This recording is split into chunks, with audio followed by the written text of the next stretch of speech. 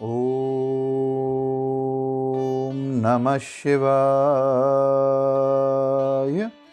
श्री शिव महापुराण कोटि रुद्र संहिता 41वां अध्याय। ऋषिगण बोले, हे सूत जी, आपने मुक्ति की चर्चा की। उस मुक्ति में क्या होता है और उसकी कैसी अवस्था है, हम लोगों को यह बताइए। सूत जी बोले, सुनिए, मैं आप लोगों को बता रहा हूँ। संसारिक दुखों का नाश करने वाली एवं परम आनंद देने वाली मुक्ति 4 प्रकार की कही गई है। सारूप्य, सालोक्य, सानिध्य एवं सायुज्य। इनमें जो चौथी सायुज्य मुक्ति होती है वह इस शिवरात्रि व्रत के करने से प्राप्त होती है।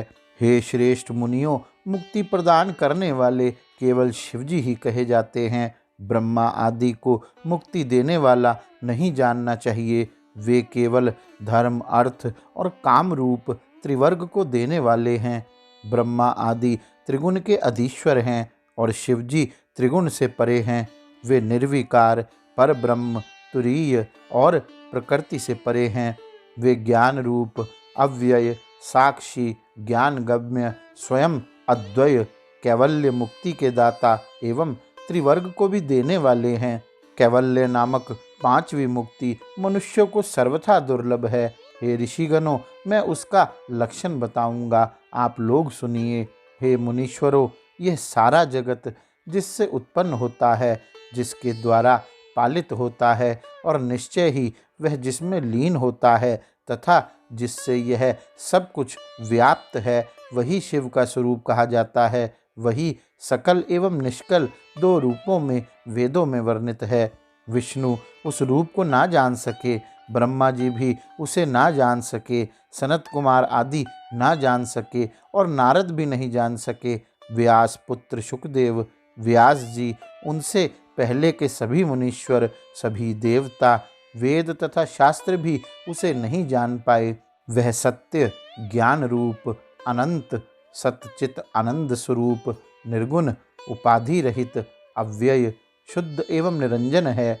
वह न रक्त है, न पीत है, न श्वेत, न नील है, न ह्रस्व, न दीर्घ, न स्थूल एवं ना तो सूक्ष्म ही है। मन सहित वाणी आदि इंद्रियां जिसे बिना प्राप्त किए ही लौट आती हैं, वही परब्रह्म शिव नाम से कहा गया है। जिस प्रकार आकाश व्यापक है, उसी प्रकार यह शिव तत्व भी व्यापक है। यह माया से परे परात्मा, द्वंद्व रहित तथा मत्सर शून्य है। हे द्विजो, उसकी प्राप्ति शिव विषयक ज्ञान के उदय से, शिव के भजन से अथवा सज्जनों के सूक्ष्म विचार से होती है। इस लोक में ज्ञान का उदय तो अत्यंत दुष्कर है, किंतु भजन सरल कहा गया है। अतः हे द्विजो, मुक्ति के लिए शिवजी का भजन कीजिए। शिवजी भजन के अधीन हैं। वे ज्ञान आत्मा हैं तथा मोक्ष देने वाले हैं। बहुत से सिद्धों ने भक्ति द्वारा ही आनंद पूर्वक परम मुक्ति प्राप्त की है। शिवजी की भक्ति ज्ञान की माता और भोग एवं मोक्ष को देने वाली है। प्रेम की उत्पत्ति के लक्षण वाली वह भक्ति शिवजी के प्रसाद से ही सुलभ होती है। हे द्विजो, वह भक्ति सगुण एवं निर्गुण के भेद से अनेक प्रकार की कही गई है। जैसे जैसे वैदी और स्वाभाविकी भक्ति बढ़ती जाती है, वैसे वैसे श्रेष्ठ होती जाती है। वह नैष्ठिकी तथा अनैष्ठिकी के भेद से 2 प्रकार की कही गई है। नैष्ठिकी भक्ति को 6 प्रकार की जानना चाहिए, दूसरी अनैष्ठिकी भक्ति 1 प्रकार की कही जाती है। इसी प्रकार पंडित लोग उसे विहिता तथा अविहिता के भेद से अनेक प्रकार वाली कहते हैं। उन दोनों के अनेक प्रकार के होने के कारण यहाँ उसके विस्तार का वर्णन नहीं किया जा रहा है। उन दोनों को श्रवण आदि भेद से 9 प्रकार की जानना चाहिए। वे शिवजी की कृपा के बिना अत्यंत कठिन है, किंतु शिवजी की प्रसन्नता से अत्यंत सरल है।